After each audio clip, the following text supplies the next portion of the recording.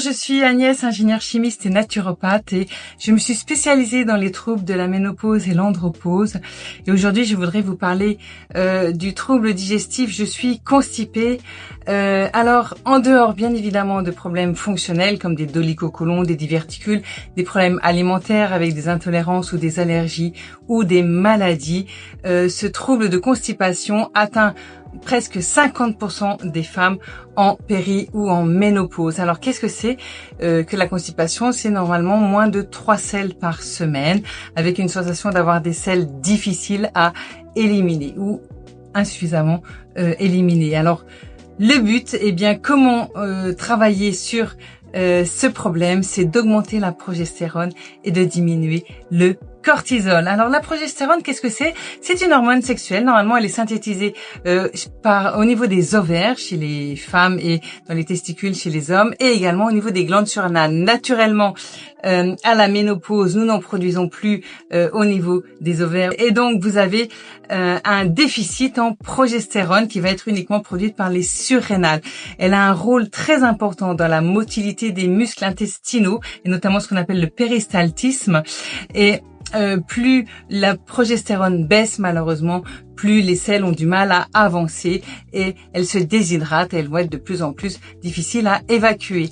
Le cortisol, vous le connaissez, il est sécrété par le cortex surrénalien à la demande de l'hypothalamus et de l'hypophyse. Et en cas de stress chronique, le corps produit du cortisol au détriment de la progestérone. Et donc, on a un double effet constipation avec un déficit de progestérone lié à la ménopause et un déficit de progestérone lié à l'augmentation du cortisol. Alors, pour avoir la suite, suivez-moi et restez en belle santé. Bonjour, je suis Agnès, ingénieure chimiste et naturopathe, et je suis spécialisée dans les troubles de la ménopause et de l'andropause. Aujourd'hui, je vous parle des troubles digestifs. Je suis constipée, partie 2. Alors, en pratique, comment faire pour augmenter la source de progestérone? Eh bien, vous pouvez manger du jaune d'œuf, qui est une très belle source riche en progestatifs, à condition de le manger le blanc cuit et les jaunes crus. Conservez une belle hydratation avec un verre d'eau tiède le matin au réveil, des petites gorgées en dehors des repas. Mangez des fibres, les légumes verts à feuilles qui contiennent du magnésium. Le magnésium est excellent pour favoriser la motilité des intestins et favoriser la régularité aux toilettes. On appelle ça aussi le train du caca. Le péristaltisme et les intestins ont 2 ou 3 mouvements dans la journée qu'il faut respecter et soutenir. Et puis, à vous de trouver le produit qui va vous convenir entre les graines de chia, l'aloe vera, la graine de lin, les pruneaux, les probiotiques, la pomme, le vinaigre de cidre ou le café.